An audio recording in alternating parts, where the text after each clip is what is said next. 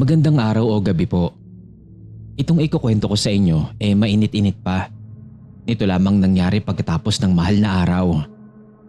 Nangyari ito mismo dito sa bagong pinagtatrabahuhan ko sa Dasmariñas, Cavite. Isang grocery store. So simulan na natin. Nag-apply ako bilang isang merchandiser sa isang kilalang brand dito sa Pilipinas. At dito ako nagpa-assign sa isang grocery store sa Dasmariñas, Cavite. Hindi ko na lang babanggitin kung anong store ito. Pero ang store na to masasabi kong luma na. May ilang bakas na pinaglumaan na talaga. Pagkatapos ko sa likurang bahagi ng store, kung saan ang daan papasok sa back office at sa RDU, makikita mo na may imprenta sa pader ng iba't ibang pangalan ng store ng tila mga nauna ng tindahan dito bago pa ito maging grocery store ngayon. May mga bakas pa nga ng sunog sa itaas na bahagi ng pader ng RDU. Mukhang nasunog pa ito dati. Malawak ang RDU parking at ang waiting area para sa mga tracking na nagde-deliver. Parang may kalahating ektarya din ang lawak nito. Sa gilid, nandoon yung locker. Bukod ang babae at sa lalaki. May kanya-kanyang CR din. Maaliwalas naman yung lugar. Ang kaso lamang, may bahagi sa RDU parking lot na madamo at mapuno pa rin. Halatang hindi na maintain ng management. Wala namang kaso sa akin yon. Ang medyo nakakaintriga lang yung bigat sa loob ng locker. Wala naman akong nakikitang kakaiba o kung ano. Basta mabigat lang siya sa pakiramdam. Pag pumasok ka sa RDU, nasa bukana ang frisking area. At kapag luminga ka sa paligid, nandoon ang malawak na warehouse ng store. Categorized na ang items. Maganda, maayos, malawak. Pero dim ang paligid, kahit nga nakabukas pa yung mga ilaw. Wala kang makikitang kakaiba, pero may hindi pangkaraniwang pakiramdam doon. Sa kanang bahagi, may mahabang rampa paakyat sa second floor ng warehouse na kasing lawak din ng nasa RDU. Maliwanag, pero mas kulob, mas tahimik. Sa gitna, may 3 likong rampa papasok naman sa selling area. Ang selling area doble ang lawak ng warehouse sa RDU. Sa bawat sulok at dingding ng 3 lugar na yan ng store ay iisa lang ang mapupuna mo. Talagang nasunog ang dating store na nakatayo dito. Sabi ng mga katrabaho kong matagal na dito, may 15 years na daw na nakatayo ang store na to. So matagal na. Isipin mo pa kung gaano katagal nang nag-ooperate ang dating store na naunang nakatayo dito. Ngayon na nailarawan ko na ang store namin, ito na ang nangyari sa loob ng mahigit 1 linggo kong pagtatrabaho dito. 3rd day ko sa trabaho. Medyo na-late ako nun. Huwebes Santo. Pagpasok ko ng parking lot ng RDU, wala nang empleyado doon. Tanging gwardya na tanaw mula sa mismong RDU ang makikita. Pagdating ko, nagayos muna ako ng konti sa locker. Sabay pasok na. Hindi pa man ako nakakapag-punch in sa G7 o sa biometric scanner, may huminga na sa batok ko. Kaya naman napalingon ako. May tao, pero yung gwardya lang at malayo ito mula sa akin. Nasa post niya ito malayo sa G7. May isa ring clerk doon na nag-i-scan ng mga delivery goods na halos 2 di pa naman ang layo mula sa akin. Hindi ko yun pinansin, pero alisto na ako syempre. Alam ko na agad kung ano yun. Nagsalita mula sa likod ang isang babae. Nang lingunin ko, isang merchandiser din. Nasa edad 30 na ata. Sa pagkakarinig ko, bago lang din siya doon. Sabi niya, "Narinig mo din no?" Marahan lang akong tumango nun bilang tugon sa sinabi niya. Tapos ay umakyat na ako pataas sa bodega 2. Nasa lubong ko yung partner ko na pangalanan na lang nating Nico. Nakiusap siya sa akin kung pwede ko siyang tulungan na mag-withdraw ng items naming palaman. Siyempre umuo naman ako, tapos nagpunta na kami sa bodega ng mga palaman namin. Siya ang kumukuha ng stock, ako naman ang nagkakamada sa flat cart. Habang nagwi-withdraw kami ng items, napalingon kami sa likuran namin. Kasi biglang nagbagsakan yung mga stock ng chichirya na maayos namang nakakamada sa deck. Siyempre nagulat kaming dalawa noon at nagkatinginan. Ako, patay mali siya lang. Pero yung partner ko, nagpunta pa sa likod ng deck na yon para tignan kung bakit nahulog yung mga stocks.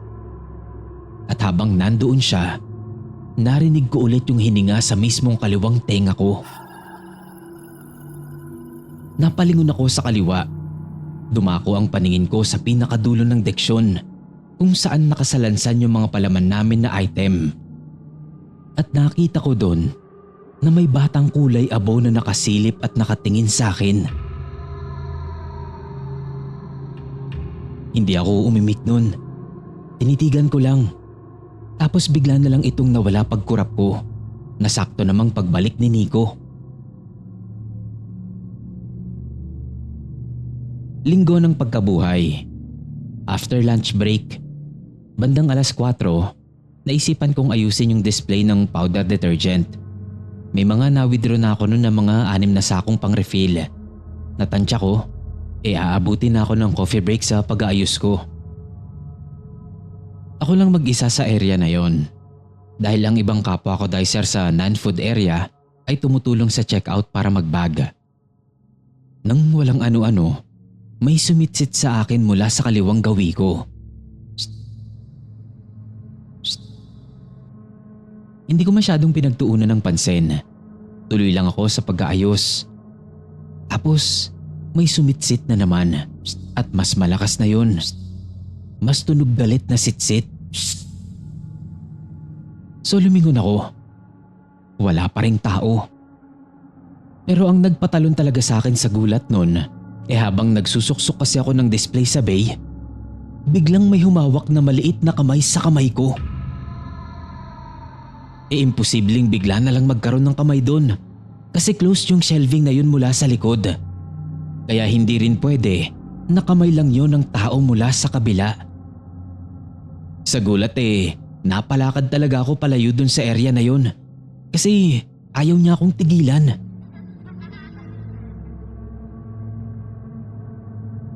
Nung mga bandang malapit ng mag-uwian, sarado na ang store na ito. Mga 8:30 na siguro. Nagmamap na ako sa area ko. Doon pa rin sa mga powder detergent area.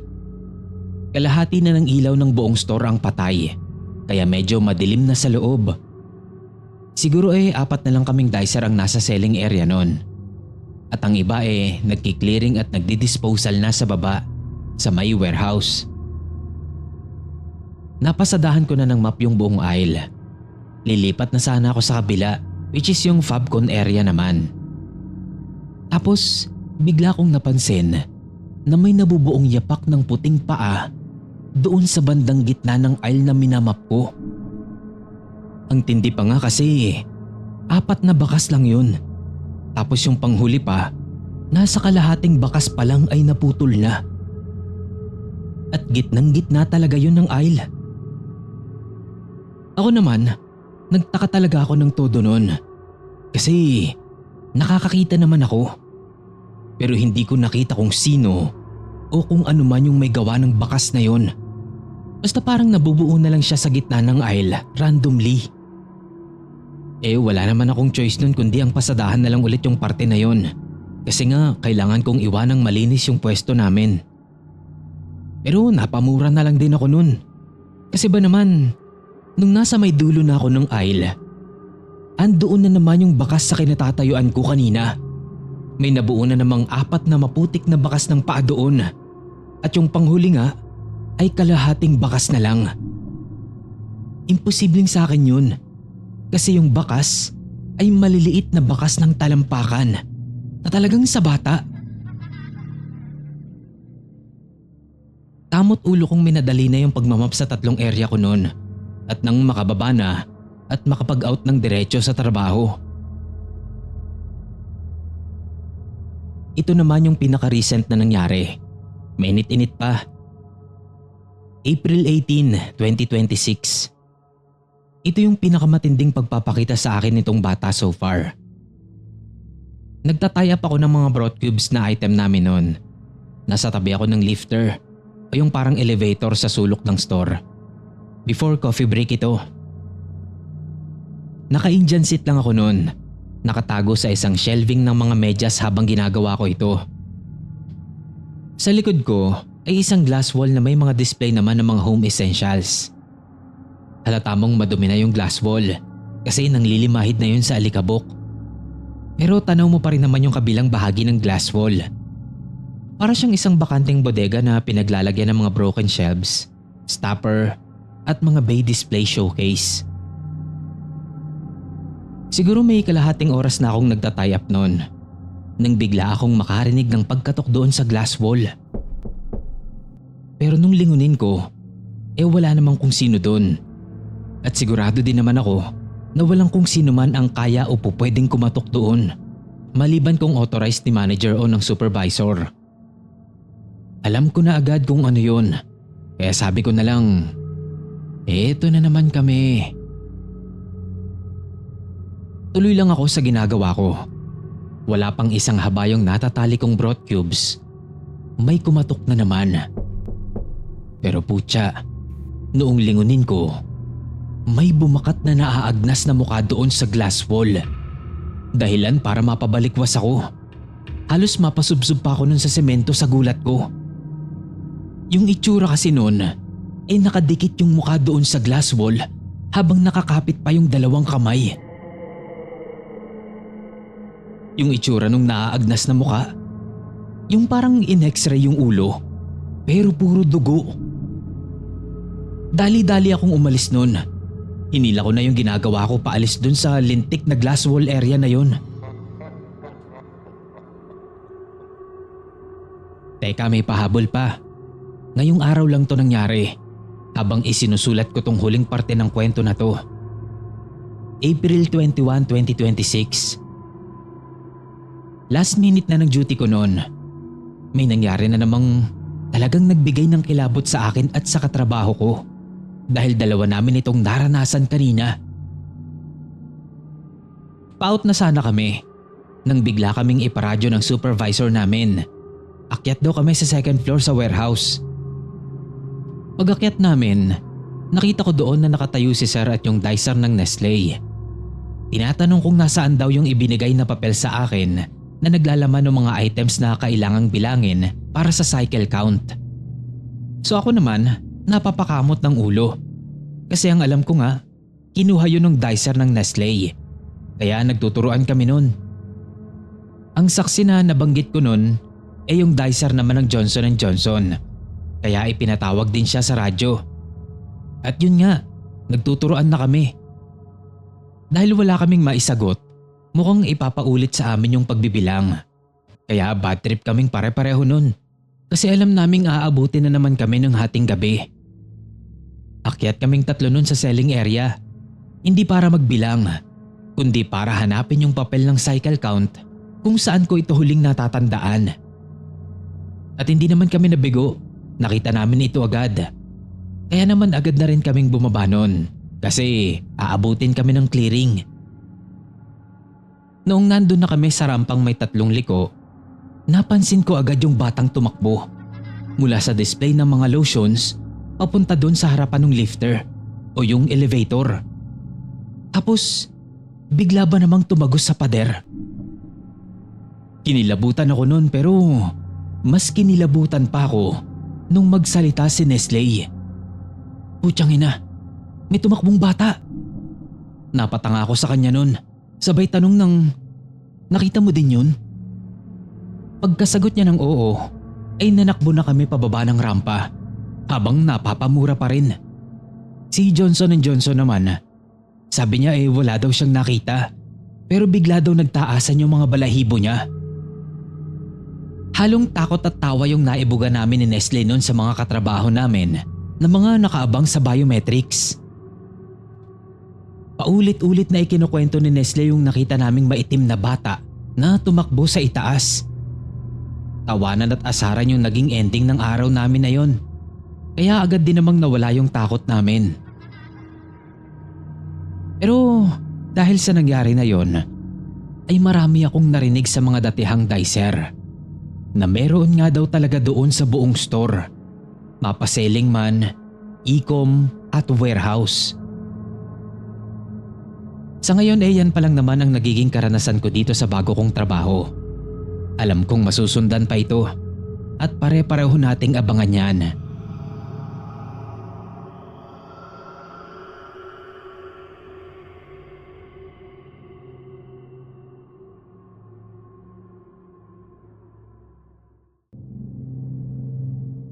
May mga karanasan akong hindi ko malimot-limutan hanggang ngayon.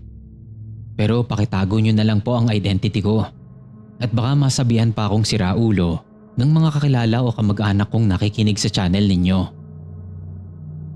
Miyembro ako ng isang community service charity group. Ang trabaho namin ay magbigay donasyon sa mga orphanage, home for the aged at ilang mental health facilities. At tumutulong din kami sa ilang mga services na kailangan nila. May ilang taon na rin ako sa industriyang ito at may ilang mga pasilidad na rin ng ilang beses ko nang nabalikan dahil naging partner na nila ang maliit naming grupo. Hindi na rin bago sa akin ang mga kakaibang karanasan na masasabi kong tagos sa buto ang kilabot. Kasi makailang beses ko na rin naranasan ng mga ganito dito mismo sa trabaho kong ito. Nitong nakaraang taon lang, biyaheng probinsya kami. Ilang oras din ang biyahe. Pagdating namin doon ay hapon na. Inasikaso naman kami ng isang opisyal doon. Ang pasilidad, mental health facility. Pang-8 mental health facility ko na ito sa ilang taon kong pagtatrabaho rito. Sanay na akong makasalamuhan ng mga taong may karamdaman sa pag-iisip. Kaya kahit papaano, natuto na rin akong i-handle sila. Dinala kami noon ng opisyal sa isang kwarto na tutulugan namin. Bale, 23 kami katao na miyembro noon ng community service namin.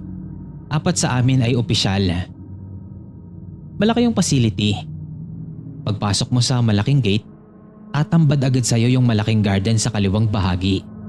Sa kanan naman ay isang malawak din na walking ground, mga upuan at ilang mga punong naglalakihan. Isang mahabang pathway muna ang dadaanan mo bago ka makapasok sa mismong labi ng pasilidad na yon. Habang tinatahak namin yung pathway, makikita ang ilang mga pasyente at kani-kanilang mga bantay na naglalakad sa kahit saang direksyon. May mga bata, matatanda at mga kaedad namin. May ilang naglalaro lang, may ilang hyper masyado na halos habulin sila ng mga bantay nila. May ilang tulala lang at may ilan din na nagwawala. Normal na sa amin ang ganoong klaseng eksena, lalo na sa ganitong pasilidad. Kaya hindi na kami nagugulat o natatakot. Pagdating namin sa lobby, ibinigay na sa amin ng opisyal ang mga susi ng mga kwartong nakareserba para sa amin. 8 susi ang ibinigay, kaya 8 kwarto daw na magkakatabi at magkakatapat ang para sa amin. Para daw kahit papaano, magkakasama-sama pa rin kami o magkakalapit kasi maliliit lang daw yung mga kwarto ng pasilidad. Ayos lang naman sa amin yon kasi libre naman. Sinamahan na kami noon ng isang attendant papunta sa mga kwarto namin. Sa 3rd floor ng building ang location noon.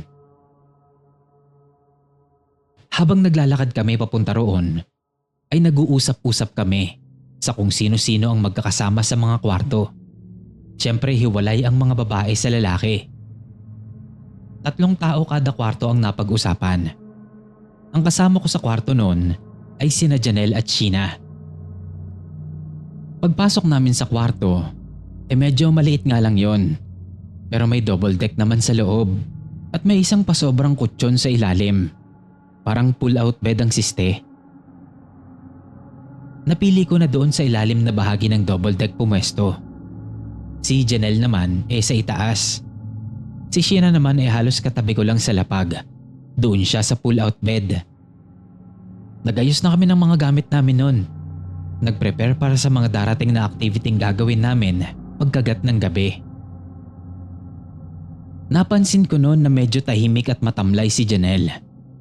Tinanong ko siya kung bakit. Sabi niya masakit daw ang ulo niya at para siyang lalagnatin. Kaya naman binigyan ko siya noon ng gamot. Sinabi kong magpahinga na muna siya. Ako ipagpapaalam ko na lang siya sa officer namin.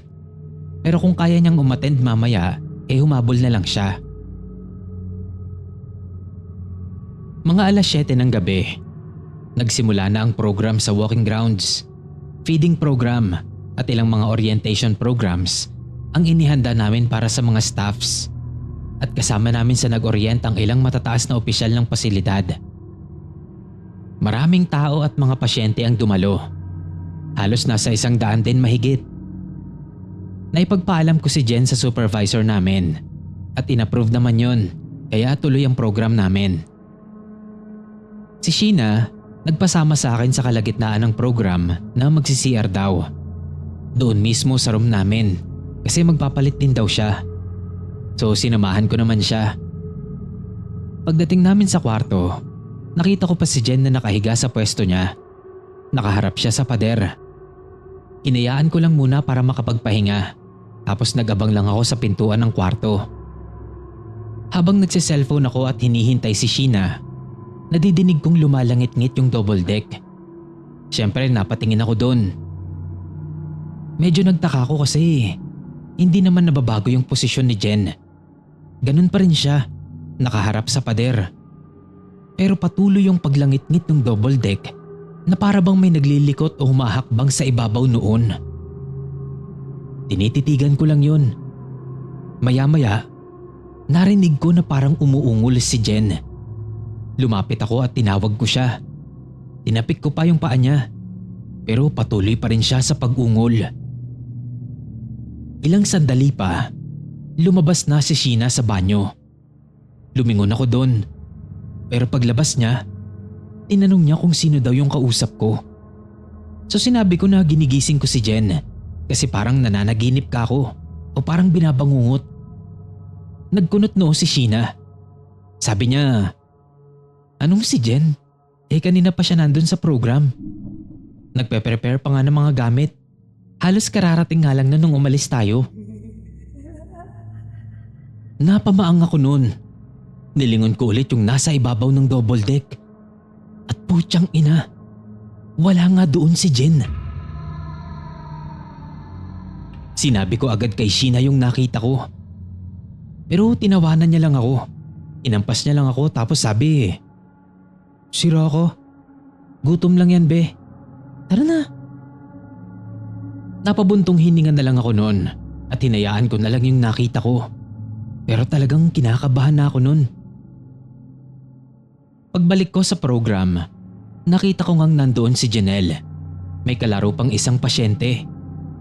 Napalunok ako noon habang pinapanood ko siya. Nung kinuha na nung bantay yung kalaro ni Jen, saka ko siya nilapitan. Inusisa ko kung okay lang ba siya at kung gaano na siya katagal doon sa program. Sabi niya kani-kanina pa raw.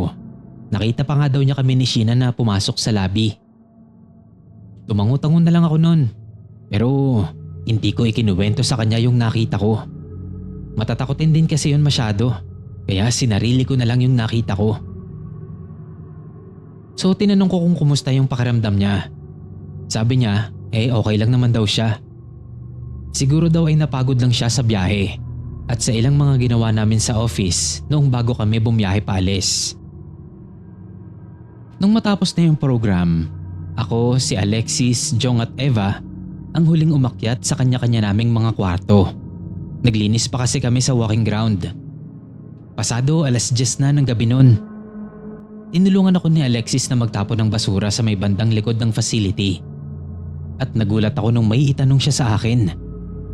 Tinanong niya kung may nararamdaman daw ba akong kakaiba sa facility. Tinanong ko muna siya kung bakit. Medyo nanahimik muna siya noon. Tapos ay saka siya nagkwento. Sabi niya, wag ko na lang daw sasabihin sa iba. Pero napansin daw niya na may nanggagaya daw doon sa facility. Tinanong ko naman kung anong ibig niyang sabihin. At ito yung sinabi niya. Bago daw nagsimula yung program, naka-CR daw siya doon sa kabilang building, yung katabi lang ng main building nila. Ang katabi daw noon ay isang malaking stockroom ng mga gamit ng facility kasi may cage type daw ang wall, kaya kita mula sa labas ang mga laman noon. Sa gilid daw sa loob ng stockroom, may isa pang kwarto na parang opisina. Tapos mayroong glass wall sa gitna na siyang naghahati doon sa opisina at sa mismong stockroom. Nakita niya na may bukas daw na ilaw sa loob. Pero halatang pundido kasi malabo na raw. Pero kita niya yung loob ng lumang opisina. Noong nadaanan niya yon, ay normal naman daw. Wala naman siyang napansing kakaiba. Pero habang nagsi-CR siya, bigla daw siyang nakarinig na parang may kumakatok sa pader na naghahati sa CR at sa opisina ng stockroom. Hindi niya pinapansin nung una. Pero yung katok daw na yon ay parang pabilis ng pabilis at palakas ng palakas na para daw dinadabog na yung pagkatok. Pero habang pinakikinggan niya yon ay para daw bang hindi na pader ang kinakatok o dinadabog ng kung sino o kung anumang nandoon sa kabila. Parang matigas na bagay na nag-e-echo. Pero hindi raw pader. Para daw bang bubog na pader. Na-curious daw siya nun. Tinapos niya na muna yung pag-CR niya para silipin kung sino o kung ano yon na siya niyang matinding pinagsisihan. Paglabas niya ng CR, bigla daw tumigil yung pagkatok o yung pagdadabog. Sinilip niya yung stockroom. Tanaw niya na may taong nakatayo doon sa loob ng mismong opisina. Hindi niya kita yung mukha nito, pero alam niyang nakaharap yun sa kanya. Habang inaaninag niya ito, ay unti-unting lumilinaw ang figura at mukha ng tao. Yun daw yung isa sa mga attendant na kausap nila tungkol sa program na yon bago pa daw magsimula ang setup namin. At nagulat na lang siya nang bigla daw nitong iuntog ng napakalakas yung ulo niya sa glass wall ng opisina. Inulit-ulit pa raw nito ng ilang beses yun. At dun niya nakumpirma na yun yung tunog na naririnig niya kanina sa CR. Natuod daw siya nun sa kinatatayuan niya. Hindi siya nakagalaw sa kaba at takot.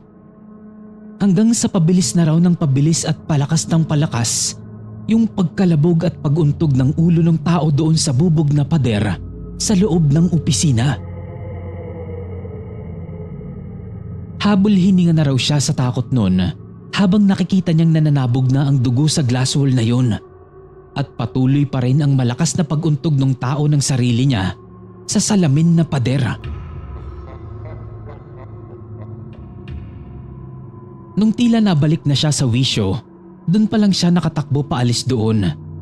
Bumalik na siya sa grounds para simulan ng tumulong sa pag-aayos ng program. Napansin pa daw siya noon ng isa sa mga bisor namin na namumutla. Tinanong daw siya kung anong nangyari. Pero ang sinabi lang daw niya, parang sumama daw ang tiyan niya at hindi niya talaga sinabi kung ano yung nakita niya. Pero mas kinilabutan siya nung nakita niya yung lalaking attendant na yon na nandoon mismo sa grounds at naghahanay ng mga upuan.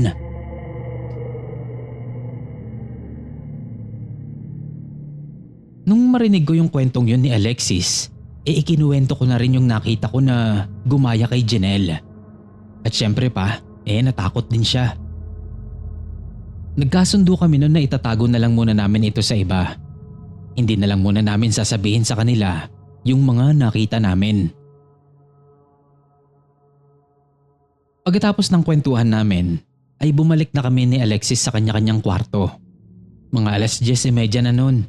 At sobrang dilim na sa buong pasilidad. Noong nakarating na ako sa kwarto, nadatnan kong nagsa-cellphone pa sina Sheena at Janelle. Tinanong nila kung saan ako nagpunta. Sinabi ko naman yung ginawa ko at kasama ko kako si Alexis na nagtapon ng basura. Paghiga ko, hindi agad ako nakatulog noon. Nag-cellphone pa muna kami at nagkwentuhan. Mag-aalauna na nung nakatulog kami. Hoping na magigising kami ng maaga kasi may project kaming gagawin pa kinabukasan. Nagising ako noon kasi sobrang init. Sobrang maalinsangan kahit bukas naman yung wall fan sa kwarto. Pabiling-biling ako noon para makahanap ng pwesto na makakatulog ako. Kaso wala na talaga. Sobrang init kasi. Bumangon ako para mag-CR. Sasabayan ko na din ng konting buhos para kahit papaano mapreskohan din ako. Napansin ko na nakasarado yung pinto ng CR at bukas yung gripo. Nilingon ko yung dalawang kasama ko. Nandoon naman si Sheena sa higaan niya at natutulog pa. Kaya inisip ko na baka si Janelle yun. Pupungas-pungas ako noon na naghintay na lumabas yung nasa CR. Medyo nakakatulog pa nga ako noon sa kinauupuan ko sa paghihintay. Pero may ilang minuto na akong naghihintay noon, wala pa ring lumalabas ng CR. So kinatok ko na yung CR kasi nga init na talaga ako noon. Pinihit ko yung doorknob. Bumukas yung pinto. Pagbukas ko ng pinto, walang tao at madilim yung loob ng CR. Ang nakapagtataka pa, nakapatay yung gripo. Tuyong-tuyo yung timba. Natulala ako nun sa nadatnan ko sa CR. Pero hinayaan ko na lang din. Pumasok na ako at nagbuhos na lang. Pagkatapos kong magbuhos, paglabas ko ng CR, nadatnan kong gising na si Sheena at namumutla. Tinanong ko siya kung anong nangyari sa kanya. Pero hindi siya makasagot. Halos mangiyak-ngiyak pa siya nun. Inabihan ko siya para i-comfort. At nung kumalma na siya, dun na siya nakapagkwento. Nagising daw siya kasi may kumakalabit sa kanya. Naiinis pa nga daw siya kasi ang diin daw at ang lakas nung kalabit sa paa niya. Nung bumangon daw siya, nakita niya akong nakaupo sa may paanan niya. Pero nakatalikod daw ako. Umiiyak. Tinawag niya ako, pero hindi daw ako nalingon. Tapos bigla raw akong tumayo at naglakad palabas ng kwarto. Naaninag niya pa raw yung mukha ko na malawak ang ngiti. Tumitig pa raw ako sa kanya habang naglalakad palabas ng kwarto. Natakot daw siya sa akin nun. Pero mas lalo daw siyang natakot nung narinig niyang may nagbubuhos sa banyo. At syempre, ako yun. Doon na siya natuluyang maiyak nun nung makita niya raw na lumabas ako ng banyo. Tinabihan ko na lang siya nun pero hindi ko na lang ikinuwento sa kanya yung naranasan ko. Hindi na rin namin yun ikinuwento pa kay Janelle. Ayoko namang mas matakot pa sila. Ilan lang yan sa mga naranasan ko at ng mga kasama ko sa facility na yon. Wala na sana kaming balak pang ikwento sa iba yung mga naranasan namin para na rin sa ikatatahimik ng serbisyo namin. Pero nung araw ng biyahe namin pa uwi, tila ba hindi natiis ni Alexis na ikwento yung karanasan niya doon sa stock room. At nagulat kami kasi hindi lang pala kaming tatlo ang nagkaroon ng mga kakaiba at nakakatakot na karanasan sa pasilidad na pinuntahan namin. Kundi lahat kami ay may kanya-kanyang karanasan. At doon na nga ay inilahad namin lahat ng bawat na nakakatakot na karanasan namin doon sa mental health facility na yon. Sa ngayon ay ito na lang muna ang maibabahagi ko. At sa susunod na kwento ko ay ibabahagi ko naman yung karanasan ng iba ko pang mga kasama doon sa pasilidad na yon.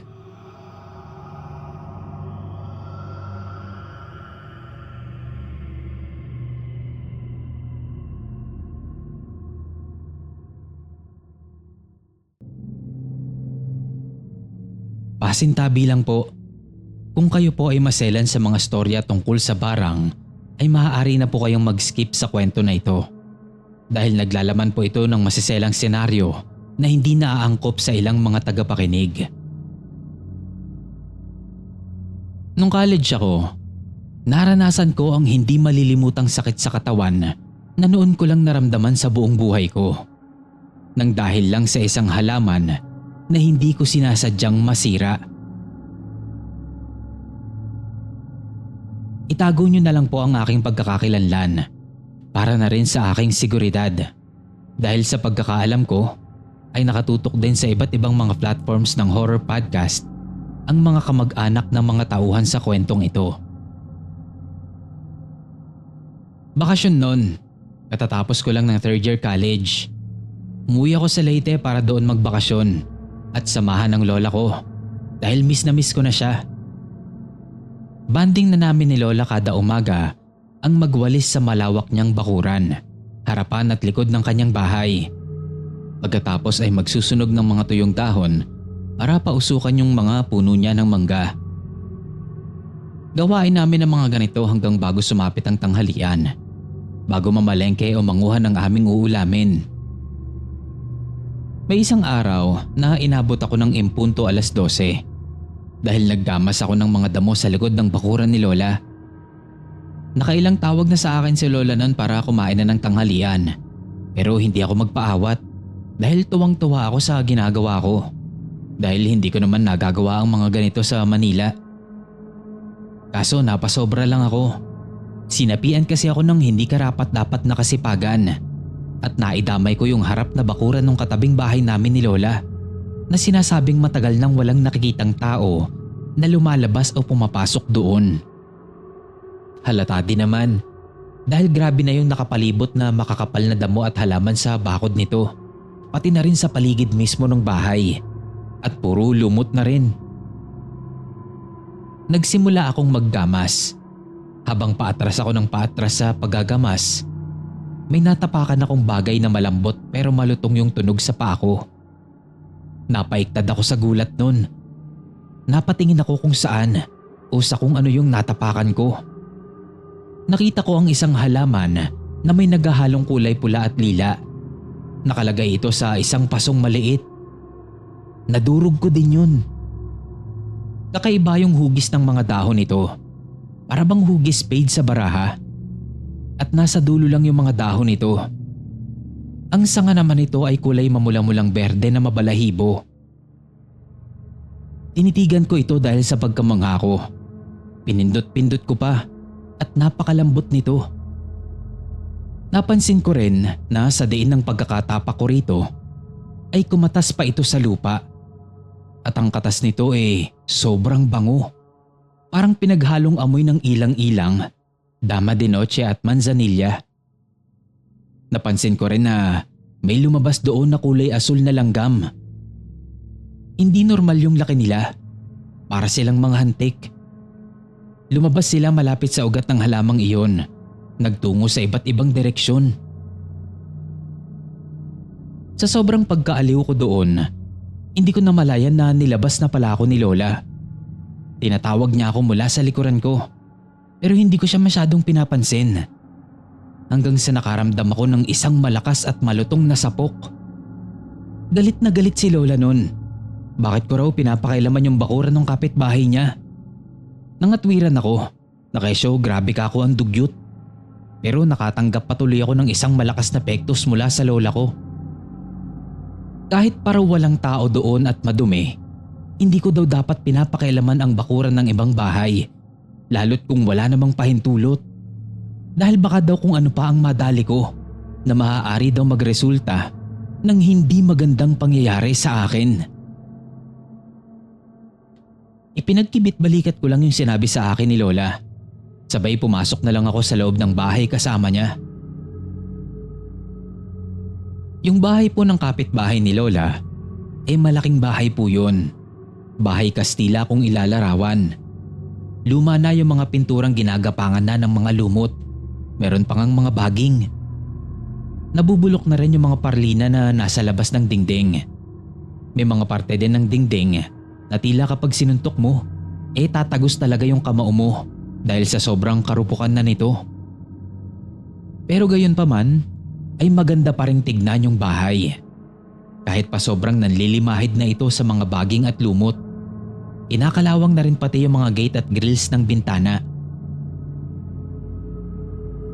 Hapunan ng araw na yon. Hindi nakasabay sa akin si lola kasi pumunta siya noon sa kaibigan niya sa may bandang sentro ng barangay. Nanghingi siya doon ng atis at bayabas. Kaya naman naiwan akong mag-isa sa bahay.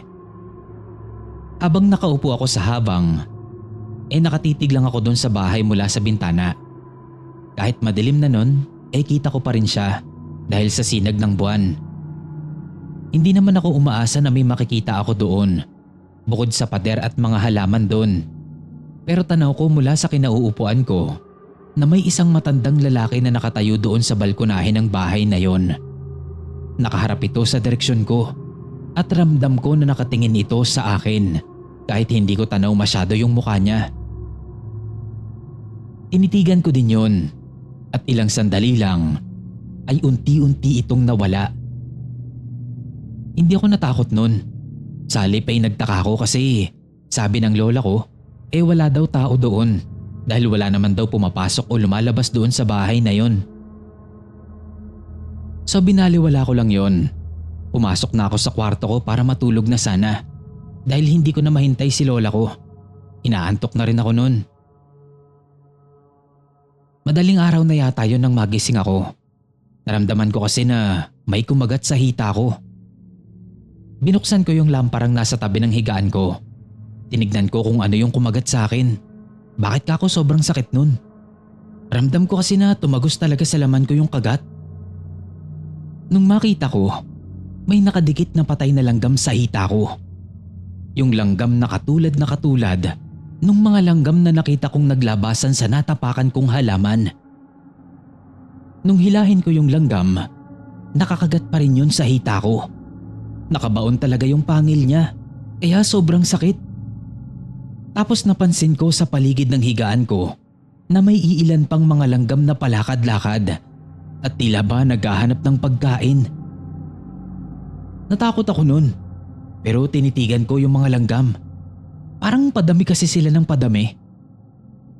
Doon na ako nagsisigaw. Pumasok na rin si lola sa kwarto ko at nag-aalalang nagtanong kung napapano raw ako. Kasi nga nagsisisigaw na ako nun. Nakita niya yung mga langgam. Nagulat din siya sa laki ng mga yun. Binugaw niya at sinabi sa akin na wag daw papatayin. Baka daw kasi kung ano ang mga yun. Kinabukasan, tanghali na akong nagising. Napakakate ng katawan ko nun. Sobrang nakakairita. Yung kate na parang mainit at mahapde. Ganun siya. Natakot ako kasi napakaraming pantal at butlig ng buo kong katawan. Mamula-mula ang mga ito. At yung iba, parang namamaga at nagnanana pa. Para bang tigyawat. Tinawag ko si lola. Ipinakita ko sa kanya yung mga pantal ko. At ang sabi niya, baka daw dahil yun sa mga langgam.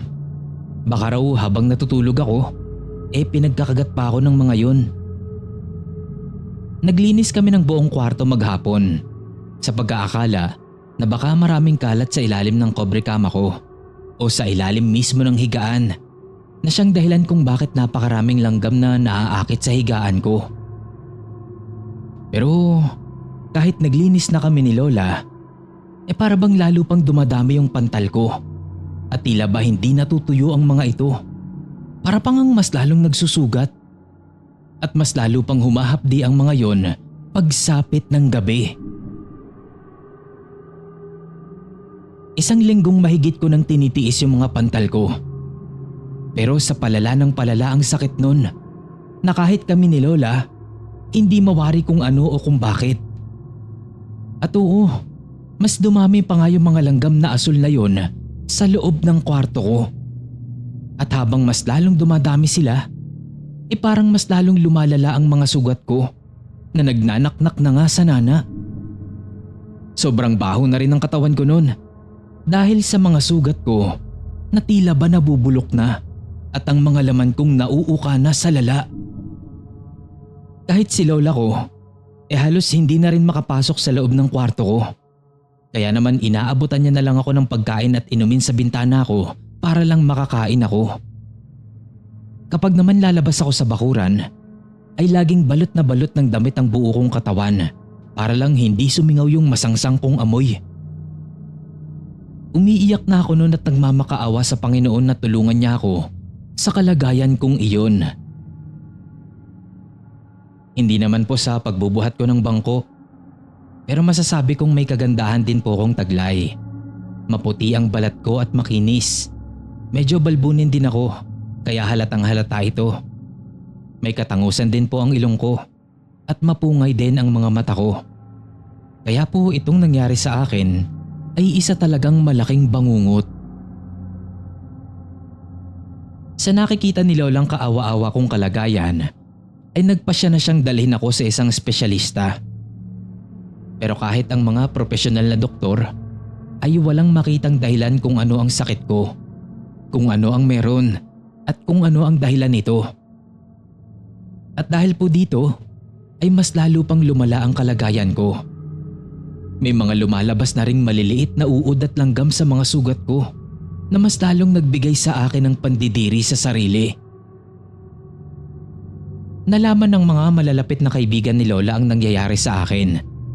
Sabi ni Lola, inirerekomenda nila na ilapit daw ako sa isang albularyo. Bagay naman na walang kabilib-bilib ang lola ko at walang paniniwala sa mga ganito dahil po sa kanilang relihiyon at sa personal niyang paniniwala. Pero dahil desperado na ang kalagayan namin noon at desperado nang gumaling ako, ay lumapit na si Lola sa albularyo. Tumawag siya at pinapuntahan kami sa bahay. Matapos ang tanghalian ay dumating ang albularyo na nagpakilalang si Tatay Bernie. Tinawas niya ako gamit ang isang papel na bahagyang binasa ng langis na kanyang gamit-gamit. Idinikit niya ito sa noo ko at saka siya nag-usal ng dasal na hindi ko marinig. Matapos iyon ay tinanggal niya na yung papel sa noo ko at kitang-kita na may figura ng isang matandang lalaki doon na nakatayo sa isang balkonahe ng isang matanda at malumot na bahay.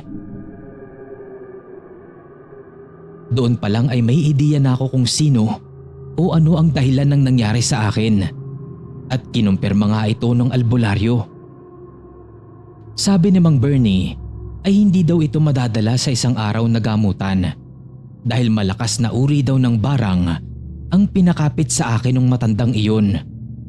Sabi pa nga nung albularyo, kaya raw ganun na lamang ang gigil nito sa akin ay dahil mahalaga daw sa matandang yon ang halaman na nasira ko at mga alaga raw nito yung mga langgam na asul na yon. Siyempre nabigla ako dahil wala naman akong ikinukwento dun sa albularyo o sa kahit na sino patungkol sa kakaibang halaman na nasira ko. Kaya naman nung mabanggit yun ni Mang Bernie, ganun na lang ang galit ni Lola sa akin at katakot-takot na sermon pa ang inabot ko nun. Ang kwento ng albularyo, pamilyar sa kanya yung lalaking nasa balkonahe ng bahay na yon. Hindi raw talaga lumalabas ng bahay yon, lalo na kapag may tao. Dahil nga noong araw daw, isa daw itong bantog na mambabarang. Pero simula raw nang magkaroon ng mga bagong henerasyon at nalimutan na yung mga naging pangyayari sa nakaraan, ay pinili na lamang nitong mamuhay ng normal. Ngunit pinili din niya na hindi na muli pang magpakita sa mga tao kailanman. Ang mga halaman na makikita sa bahay nito ay talagang hindi raw pangkaraniwan. Hindi lamang daw halata dahil sa mga kulay nito.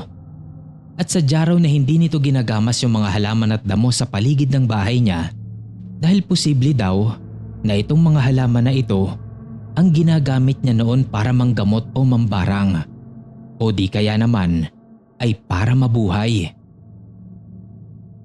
Hindi daw alam ni Mang Bernie kung sa papaanong paraan ito ginagamit ng matanda.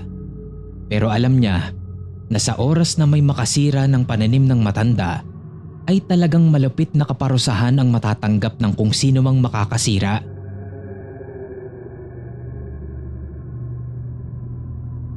Inabot ng kulang 2 linggo ang gamutan na ginawa ng albularyo sa akin. Kung ano-anong ipinahid at ipinakain sa akin. At may mga ipinainom din siya sa akin noon.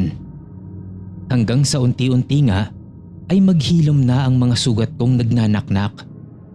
Paunti-unti rin ay nawawala na yung mga langgam na umaaligid sa kwarto ko.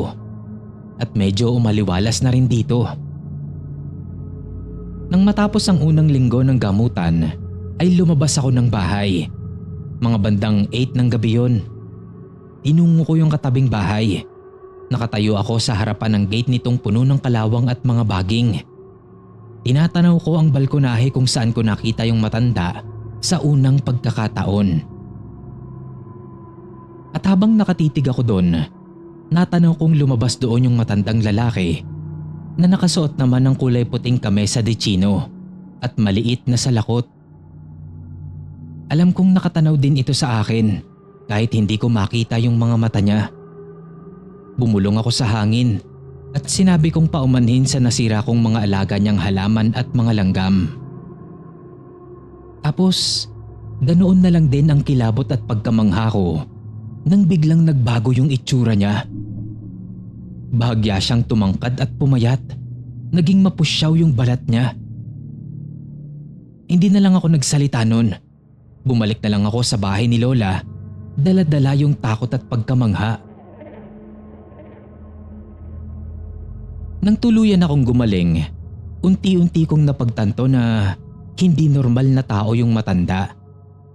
Dahil una, walang normal na tao ang kayang magtanim o mag-alaga ng mga kakaibang halaman at asul na langgam sa kanyang bakuran. Pangalawa, ni hindi man lang sumagi sa isip ng albularyo na nanggamot sa akin na kalabanin yung matandang lalaki na yon, na tila ba ilag rin siya dito, bagaman kilala itong malakas na manggagamot.